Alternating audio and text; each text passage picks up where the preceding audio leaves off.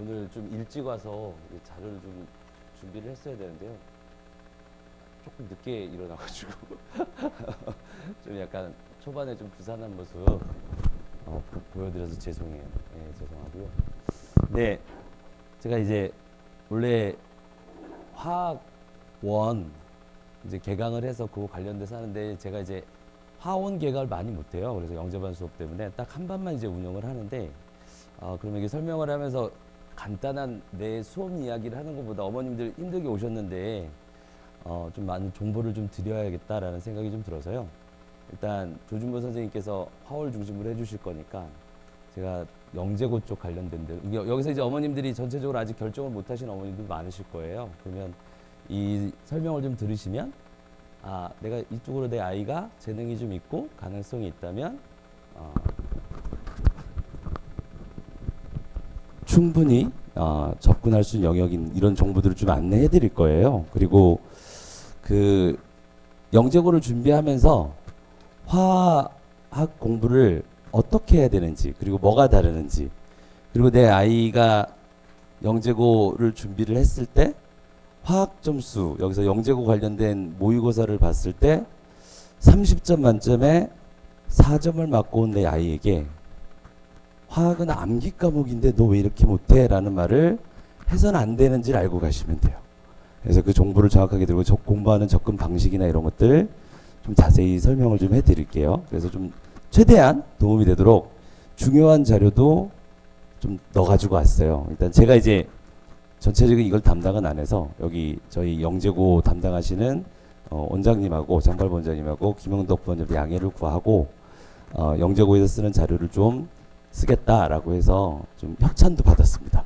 예, 그래서 관련된 이야기를 좀 드리도록 할게요. 일단 순서는 이 올림피아드하고 화학을 공부하는 툴이죠, 그죠? 영재고 화학 어떻게 다른지 하고요. 영재고 대비해서 어떻게 화학 학습해야 되는지. 그리고 세 번째는 제 이야기입니다. 열심히 잘 아이들을 가르칠 테니 저한테 보내주십시오 이 이야기니까요. 이 이야기는 짧고 굵게 하겠습니다. 네, 그렇게 하고요. 그러면 다음을 이제 넘겨서 보시면 일단 어머님들하고 약속을 좀 해야 돼요. 여기 최근에 이제 교과 과정이 바뀌었는데 여기가 개정 전에 화학 1, 화투였죠. 근데 이번에 이제 새로운 개념이 이제 도입이 돼 있어요. 화학이 있고요. 그다음에 이거 파트를 쪼갰어요. 이렇게 파트를 쪼개가지고 화투 개념이 이제 없어진 거예요. 그런데 지금 영재고라거나 올림피아드를 할 때는 기존의 이 화원 화투 개념이 좀 좋거든요. 표현하기도 편하고 어머님들이 받아들이시기도 편할 거예요. 근데 여기 지금 여기 하얗게 칠해져 있는 부분 있죠. 이 부분은 뭐냐면 화월에 나와요. 영재고에는 나오지 않는 단원입니다. 근데 화월에는 나오는데 이쪽 교과 과정 되면서 이 내용이 싹 빠졌어요. 그래서 화원을 공부를 하는데 내가 만약에 화월을 해야 된다 그러면 이 부분을 학습을 해야 됩니다. 그런데 실제로 내가 만약에 영재고를 또는 특목고를 진학을 하지 않고 일반고를 가겠다라고 생각을 하시면 이 파트는 수강을 안 하셔도 돼요. 그래서 주로 뒤로 쪽으로 빼놓습니다. 그러니까 심화 과정으로 해서 화원 심화 과정으로 빼놔서 진행을 해요. 그러면 이제부터 제가 요거 설명을 하면서 화원 화투라는 표현을 쓰면 이렇게 생각하시면 돼요. 원래는 지금 현재 교육 과정에 여기 있고 그 다음에 이렇게 두 개를 묶어서 화투라고 하고 중간에 이 부분이 빠져 있는 게 현 교과 과정이다 이렇게 생각하시고 바라보시면 됩니다. 근데 화호를 생각하신다 그 다음에 영재고 쪽까지 생각을 하시면 해놓는 게 좋습니다. 예, 그래서 화원 화투로만 명칭을 할게요. 그럼 이제 대체로 어떻게 되냐, 이제 화호를 관점에서 이제 앞에서 조주민 선생님이 얘기를 잘 해주셔서요. 그래서 관점에서 보면 이 화원 화투 개념을 다 해야 돼요. 다 해야 되고 그 다음에 추가로 뭐를 해야 되냐면 여기 일반화학에만 나오는 세 가지 파트가 있어요. 이건 고등과정에서 다뤄지지 않거든요. 이 부분까지 어느 정도 공부를 좀 해야 된다라고 생각하시면 돼요. 그래서 이 정도만 기억하시면 돼요. 그러니까는 쉽게 화, 원, 투 다 하고 그 다음 입상을 좋은 걸 하려면 여기 일반화학의 독특한 단원 세 단원을 더 해야 된다라고 생각을 하시면 됩니다.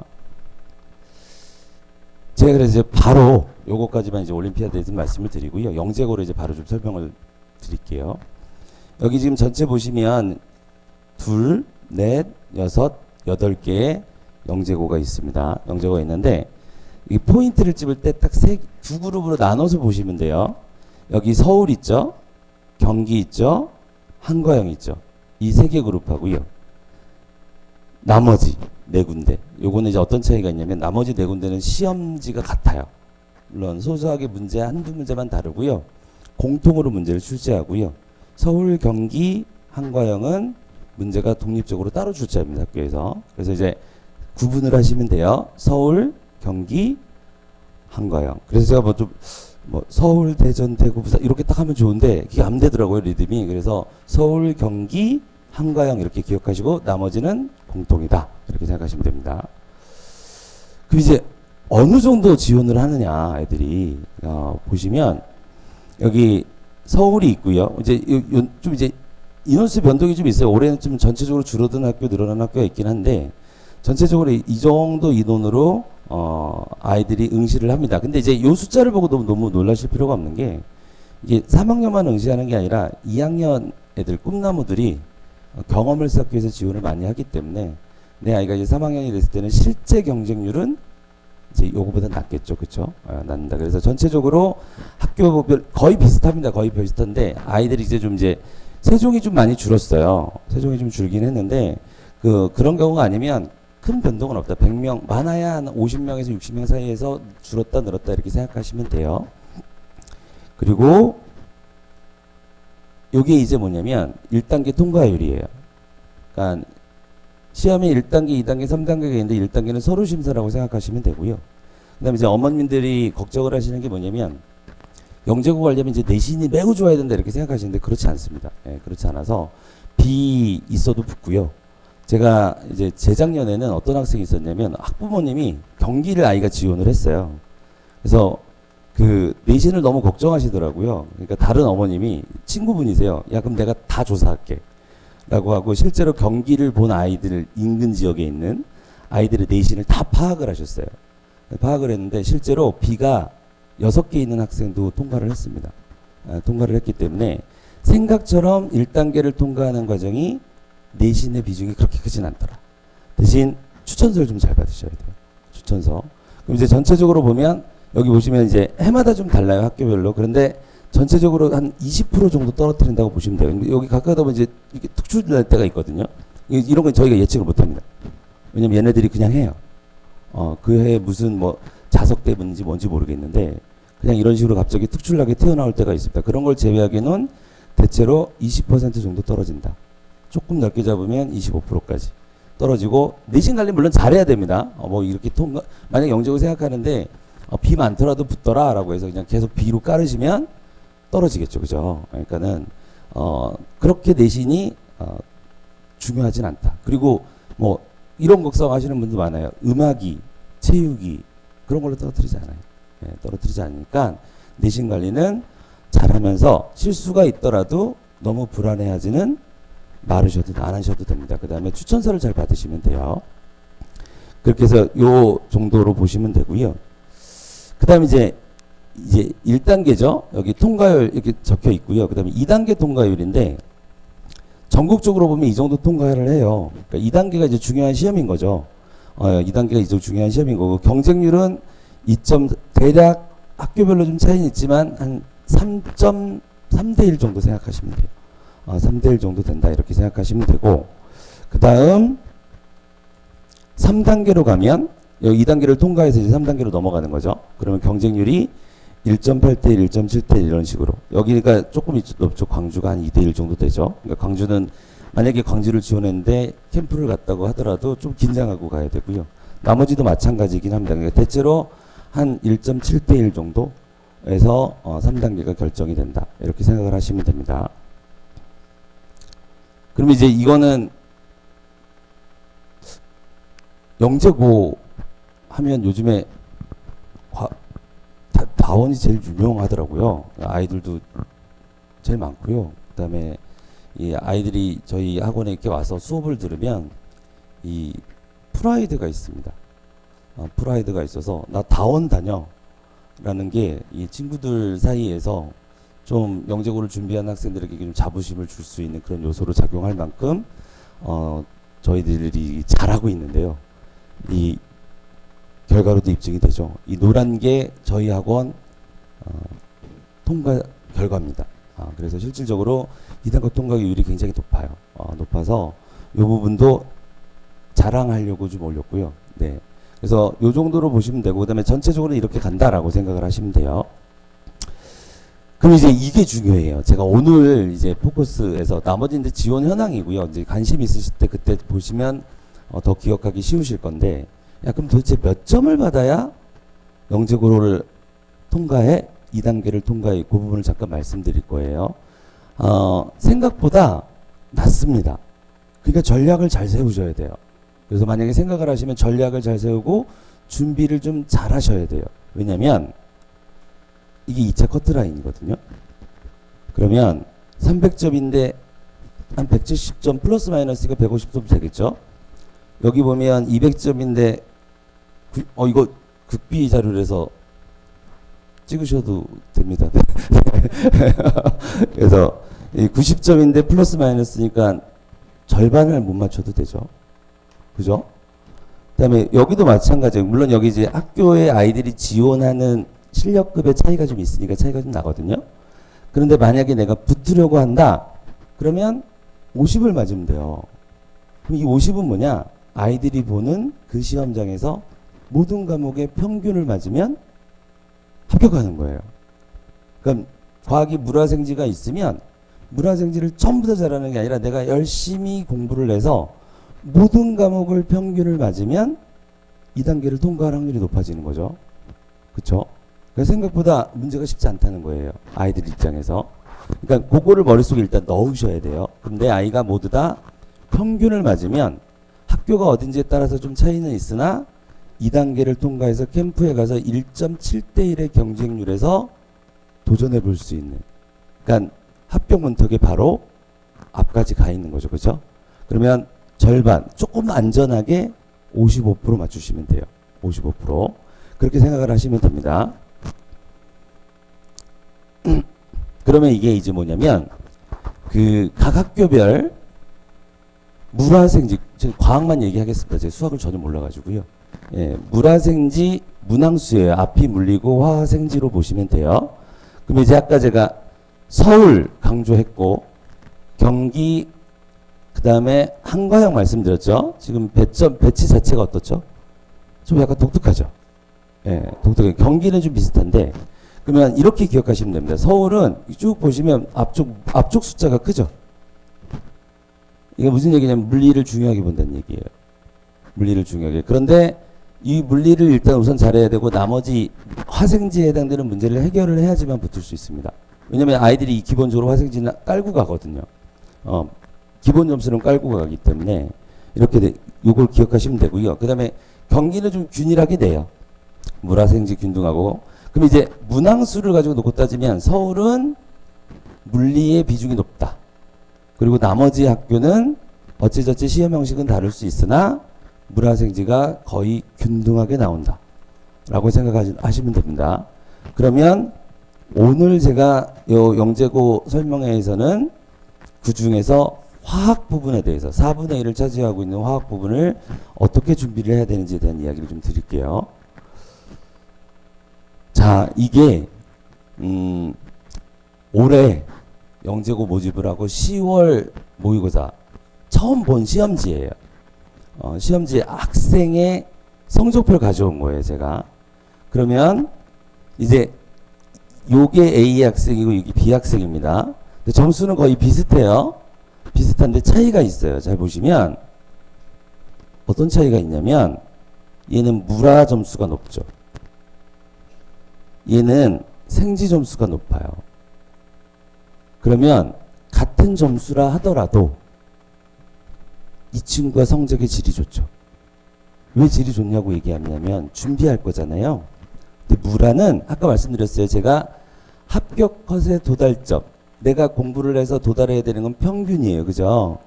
평균. 물론 이제 학교별로 좀 달라요. 서울을 생각하면 더 높아야 됩니다. 그 지점까지 도달하는데 물화는 시간이 오래 걸려요. 근데 생지는 상대적으로 시간이 짧게 걸립니다. 그럼 발전 가능성을 놓고 따지면 이 친구가 점수를 올리는 점수 변동폭이 얘보다 훨씬 크겠죠.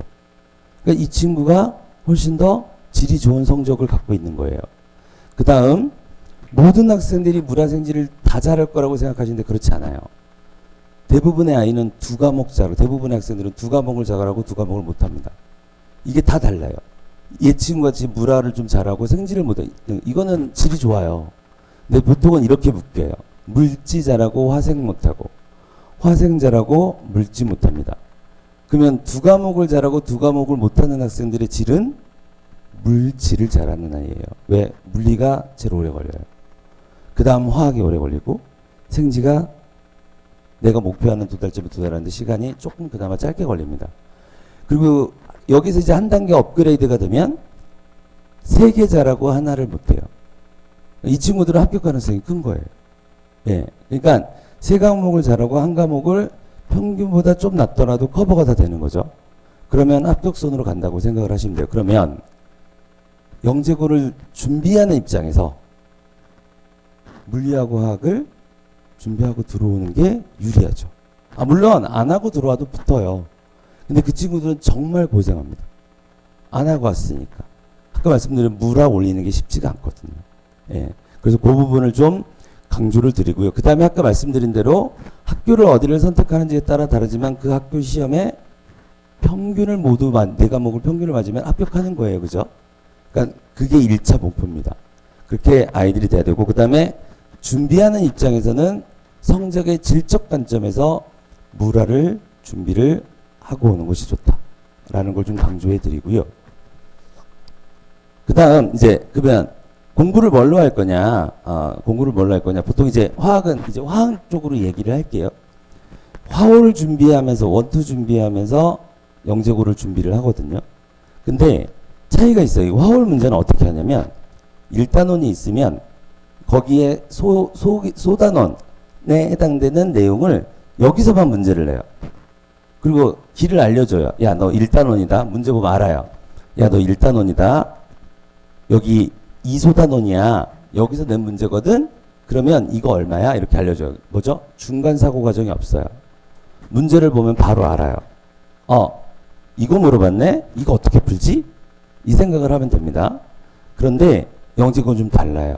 왜냐면 문항이 어떻게 나오냐면 과목별 융합이 돼 있고 이 교집합에서 문제를 출제합니다. 그러니까 아이들이 사고를 해야 돼요. 뭘 물어보고 있지? 3개나 물어보네? 2단원인가 3단원인가? 이 생각하면 이제 못 푸는 거죠. 뭘 찾아야 되냐면 이 교집합을 찾아야 되는 겁니다. 그러니까 이거를 중간에 문제를 뭘 물어봤고 어떤 내용을 해야 되는지에 대한 부분을 스스로 판단해서 해야 된다. 요거를 좀 강조드리고 싶고요. 그 다음 문항으로 보시면 이건 이제 화올 문제예요. 딱 보면 단편적이죠. 기초 개념, 기본 개념, 기본 계산. 자, 문장이 좀 짧아요. 그죠? 그 다음 계산 응용. 물론 계산 응용 같은 거 하면 생각 많이 해야 됩니다. 하지만 뭘 물어봤는지에 대한 사고는 필요하지 않아요. 알고 있어요. 아이들이. 문제에서 알려주니까. 이게 화올이에요. 그러면 이제 영재고 문제를 보세요. 지문이 길어지죠. 그리고 그 전에 보지 않았던 실험이 막 시작돼요. 데이터 자료가 제시되고요. 실험 분석해야 되고 해석해야 돼요. 뭘 물어봤는지 스스로 찾아가야 됩니다. 이것도 보세요. 지금 실험하죠. 중간중간에 이 영재가 실험하는 과정에 중간 과정의 사고를 다 추론해야 돼요. 뭐를 해야 될지. 그러니까 접근 방식이 다른 거예요. 뭘 물어보는지에 대해서 암기해서 대응이 안 돼요. 그래서. 그리고 그 다음 문제 보시면 데이터 자료 이렇게 길죠. 아이들 문장 4줄만 넘어가면 4줄 읽고 5번째 줄 읽으면 앞에 첫 번째 문장을 잊어버립니다. 애들이 생각보다 긴 지문에 대한 문해력이 뛰어나질 않아요. 그게 부족합니다. 그게 중학생인 게 사실이 맞기도 하고요. 그런데 지문이 이렇게 나오니까 애들이 체감 난이도 더 높아요. 근데 문제가 나오더라도 이것도 변형으로 냅니다. 기존에 생각하지 않았던 것들로 출제를 하고요. 얘네도 마찬가지로 복합적으로 이렇게 문제를. 이게 한 문제입니다. 이게 한 문항이에요. 그러니까 이런 것들을 연습을 하고 들어와야 되는 거거든요. 그리고 지금 여기 보여드린 건 모두 다 화학 문제예요. 예. 그러면 제가 이걸 분석을 해봤어요. 제가 10월 달에 시험을 봤으니까 상담을 하는데 상담을 제일 많이 받는 게 뭐냐면 이거예요. 최근에 가장 많이 받는 상담입니다. 내 아이가 화학 원투 다 했고, 화홀도 했고 화홀 입상도 있는데 화학이 30점으로 배점이 되거든요. 근데 평균이 10점이 나와요. 전체 평균이. 근데 애가 7점, 8점, 4점 이렇게 맞는 거죠. 그러니까 왜 아이가 이래요? 라는 질문을 많이 받아요. 그럼 거기에는 뭐가 빠져있냐면 아까 말씀드린 대로 중간 사고 과정을 스스로 찾는 능력이 떨어지는 거예요. 그러니까 그거를 연습을 해야 돼요. 그러면 왜 그래야 하냐면 전체적으로 문항을 보시면 전체 문제가 공개된 이후에요. 대문항이 123문항이 나왔고요. 다시 소문항이 235문항이 나왔습니다. 근데 그 중에 단순 계산 문제는 58문항이 나왔는데 여기서 어려운 것도 있어요. 어려운 것도 있는데 이건 애들이 잘 풀어요. 이런 문항이 나오면. 그런데 177문항이 원리 해석이에요. 이 원리 해석을 하다 보니까 어떤 거냐면 다 본인이 추론해서 찾아가야 됩니다. 그러니까 애들이 배우고 왔는데 화학을 암기를 하거나 외워왔으면 이게 왜 이런지에 대한 고민을 고찰을 하고 오지 않으면 난항에 부딪히는 거예요. 이걸 어떻게 해? 분명히 난 결과만 아는데 근데 중간에 그 결과가 나오는 과정을 이해해야지만 풀 수 있게끔 문제를 내요. 그러면 그게 이제 어떻게 되느냐 이렇게 됩니다.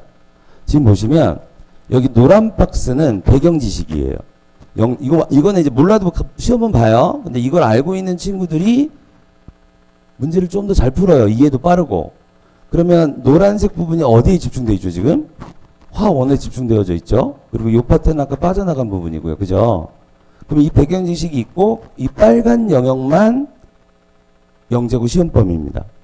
그러니까 나머지 부분을 배울 때는 좀 암기식으로 해도 되고 철저한 이해가 없어도 되지만 이 빨간 마킹이 들어가 있는 부분에 대해서는 수식이 왜 나왔고 이런 사고를 처음 그러니까 이렇게 생각하면 돼요. 처음 이거를 발견한 사람이 어떤 사고를 해서 찾았는지를 이해하면 됩니다. 그러면 문제 해결력이 들어요. 아까 그런 유형의 문제를 잘 풀 수 있습니다. 그래서 요 단원들은 영재고 대비에 돼 있고 그러니까 실제로는 원투 내용에서 영재고에 나오는 부분은 그렇게 많지는 않아요. 네. 그런데 이 부분을 정확하게 배워야 되기 때문에 실제로 시간 할애를 조금 더 해야 됩니다. 영재고를 생각을 하려면. 그래서 이 부분을 좀 알고 계시면 되고요. 그럼 제일 중요한 게 뭐냐? 개념 이해가 진짜 중요해요. 그래서 왜 아까 말씀드렸죠? 문제를 푸는 중간 과정을 스스로 찾아야 됩니다. 그러니까 개념을 이해해야지만 찾아갈 수 있어요. 그래서 아이들이 이제 들어오면 영재반에 들어오면 이 학원 저 학원에서 물리 화학 다 해왔잖아요. 그런데 좀 한다는 소리를 들었겠죠? 근데 그 학원의 아이들이 어떤 구성이었고 무슨 내용을 어떻게 배웠는지 저희들이 몰라요. 그래서 저희들이 영재반을 끌고 갈 때 1월 말까지는 저희들이 메이크업을 해요. 야, 니네 생각을 바꿔야 돼. 그 전에 있던 방식으로 접근하면 안 돼. 이렇게 생각의 사고의 변화가 있어야 되라는 거를 만들어 갑니다. 1월 말 동안. 1월 말까지. 그래서 그걸 또 저희 다원이 굉장히 잘해요. 잘해서 또 유료 광고가 약간 포함되네요. 그죠? 그래서 이 다원이 영재고에서 이렇게 탑을 달리고 있습니다. 실제 진짜 탑입니다. 인원이 지금 올해 같은 경우에 거의 지금 현재 260명이 있고요. 그래서 지금 300명을 좀 내다보고 있는 상황이라서 다원 영재고 잠깐 광고했습니다. 바로 넘어가겠습니다. 그럼 이제 어떻게 학습해야 되느냐? 일단 중1라면 여름방학 끝날 때까지 원투 해놓는 게 좋습니다. 아까 배경지식으로 쓰인다고 말씀드렸죠. 그리고 원투를 한 애들이 빨리 도달해야 그 도달점에, 목표점에 빨리 도달한다. 그 다음에 일반화까지 공부해 놓으면 영재고 입시하고 과거 입시에도 도움이 되는 건 맞는데 이건 약간 합격 후에 그 과정에서 도움을 많이 받고요. 화학 시험화 내용을 공부한 친구들은 합격선에 좀 빠른 시기에 도달해요. 그러니까 시기가 중요해요. 아까 두 과목 잘하는 애들 제일 많다고 그랬죠. 그럼 내가 물리를 빨리 그 시점에 그 목표점에 도달해 있으면 나머지 과목에다 시간을 쓸 수 있어요. 그럼 그 친구들이 한 과목을 더 끌어올릴 수 있는 거죠. 그러니까 내가 최대한 두 과목 정도는 일정선에 도달하는 위치에서 출발을 하는 게 굉장히 유리합니다. 그래서 그 부분을 말씀을 드리는 게고요. 그 다음에 이해 바탕으로 해라. 아까 말씀드린 거고요. 이제 제 소개인데 이건 좀 빠르게 하겠습니다. 빠르게. 저 이선배고요. 이게 저는 맞습니다. 근데 약간 지금하고 매칭이 좀 안 되실 수가 있어요. 그래서 이렇게 돼 있고요. 그 다음 그럼 화학 공부하려면 어떻게 해야 되느냐? 일단 아이들이 동기부여해라. 그래서 단기간에는 화호를 목표로 삼으세요. 화호를. 제가 이제 작년에 데리고 있던 친구들이 한 20명이 있었는데 그 중에 절반이 1학년이었고 영재고를 진학하지 않는 친구들이 있었어요. 그리고 나머지 한 10명이 지금 전부 다 지금 영재고반에 들어와 있거든요. 근데 그 친구들 같은 경우에 지금 아까 말씀드린 대로 화학 점수는 전부 다 평균 이상을 받고 있어요. 평균 이상을 받고 있어서 근데 그 친구들도 또 차이가 있더라고요. 개념을 배울 때는 비슷한 실력이었는데 화호를 짧은 기간 한 친구하고 하지 않은 친구하고 또 점수차가 나요. 이유가 뭐냐면 같이 비슷하게 했는데 왜 차이가 나냐면 화호라면 한 바퀴를 다 정리하잖아요. 그러니까 아직 머리에 남아있는 거예요. 근데 안 한 친구는 화원 배운 지 1년 전이죠. 그러니까 이제 기억을 더듬어야 되는 거예요. 그래서 화호를 활용하시면 좀 도움이 된다. 그리고 암기만 있는 건 아니다. 그리고 요거 좀 강조드리고요. 그리고 요거 중요해요. 이제 학습하는 과정에서는 듣는 것으로 안 돼요. 들었다고 애들 지금 원투 했다고 앉아있는데 원투 내용 하나도 모릅니다. 가르쳐보면 하나도 몰라요. 왜 그러냐면 듣기만 했어요. 알아야죠. 그러려면 시간 투자가 필요합니다. 반드시. 그 다음에 이 시간 투자할 때 시험 활용하면 돼요. 이 과정에서 반복 학습하고 단계별 과정 활용하면서 반복하면 화학을 효율적으로 공부할 수 있다. 전체적인 흐름은 이래요. 화원, 화투, 뭐 심화, 그 다음에 최종 화호를 준비하고 그 다음에 영재화학으로 넘어가는 형태로 화학을 공부하면 되고요. 지금 시기는 화원을 시작해서 영재고 기준으로 화월 기준, 영재고 화월 기준으로 원투를 다 보고 일반학 심화는 따로 파이널 때만 배워야 돼요.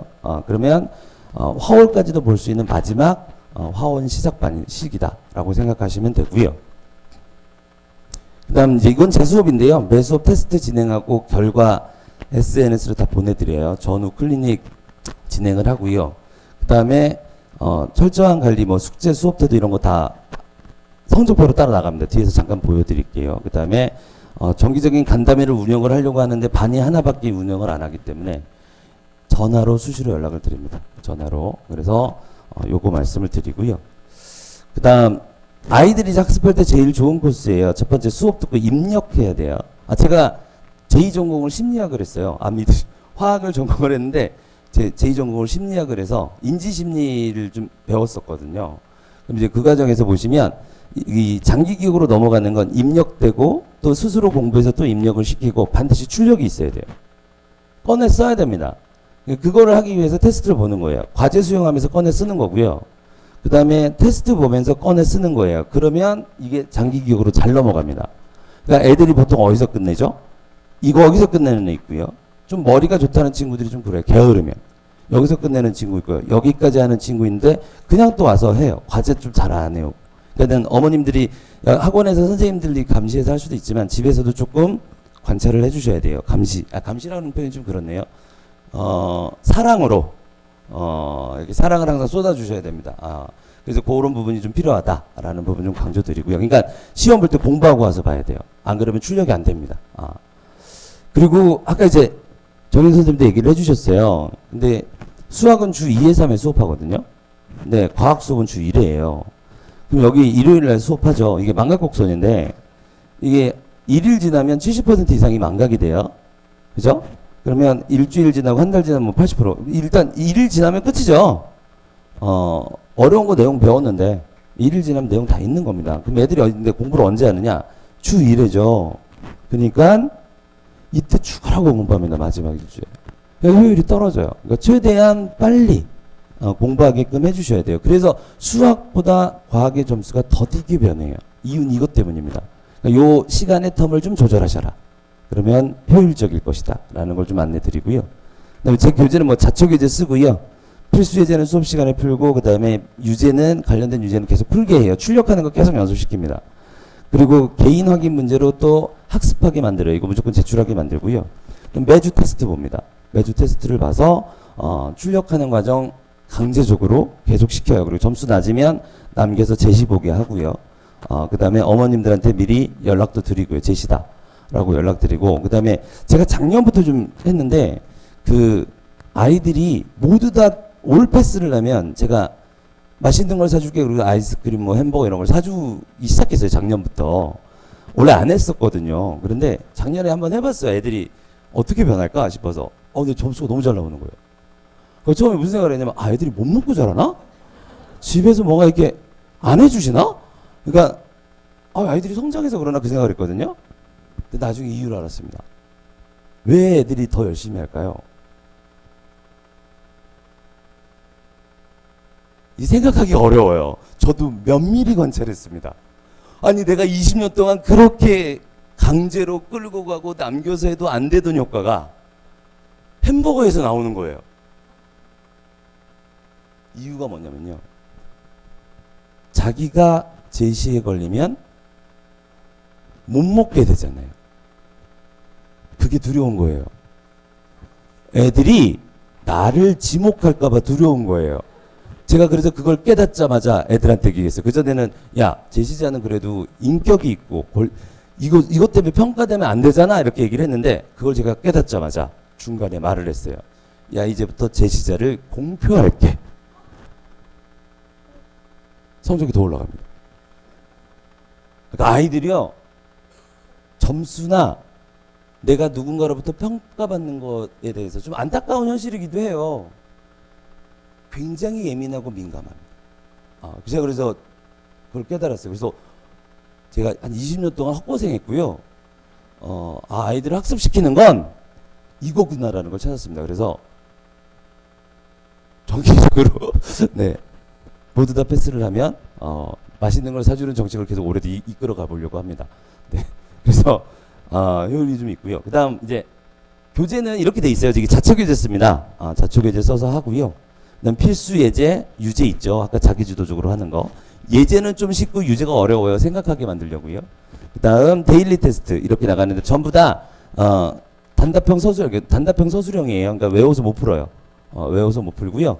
그래서 점수가 낮습니다. 그래서 처음에 성적 받아보시고 너무 놀라시지 않으셔야 돼요. 평균이 50입니다. 50, 40 막 이래요. 그러니까 그거 좀 기억하시면 되고 그다음에 개념 확인 과제 그리고 이렇게 성적표 나가요.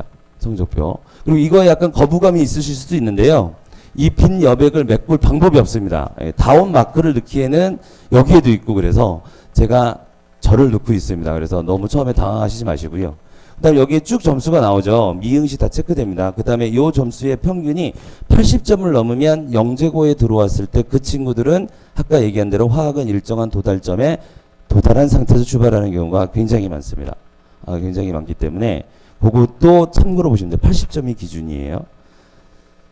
그리고 이제 나중에 잘하는 친구들 와가지고 문제 더 주세요 선생님 더 풀게요 라고 하면 제가 이게 준비를 해놨어요. 준비를 해놨는데 내보낸 지는 한 2년 전에 한 번 나가고 나간 적이 없습니다. 준다 그러면 애들이 안 받는다고. 선생님 이 정도면 충분합니다. 이렇게 얘기를 해서 아직 사용하고 있지 못하는데 줘요. 주려고 하는데 안 받으려고 합니다. 선생님 이걸로 너무 많아요. 이렇게 얘기해서 하여튼 이것도 활용을 하고 있습니다. 자, 제가 이제 진행되는 거는 12월 22일 날 개강인데요. 12회예요. 근데 제가 여기다가 11회로 입력을 좀 해가지고 12회로 되어져 있고요. 제가 이제 준비한 건 여기까지고요. 그 질문 사항이나 이런 건 제가 나중에 추후에 받을 거고요. 지금까지 들어주셔서 감사드리고요. 그다음에 조금 도움이 되는 시간이었으면 하는 바람이 좀 있습니다. 그리고 마지막으로 저희 장발보 원장님께서 어머님들한테 이렇게 마지막 이야기하시고 마무리가 될 것 같습니다. 네, 감사합니다.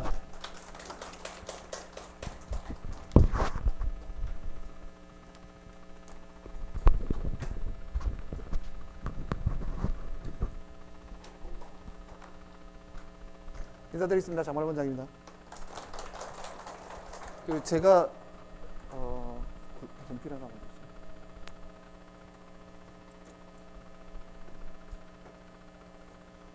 만들었어요. 뒤에서 보니까 우리 부모님들 중에 지금 중2 부모님들이 계시던데 사실 저희가 영재관이 이렇게 있어서 영재관은 일반고를 대상으로 하기보다는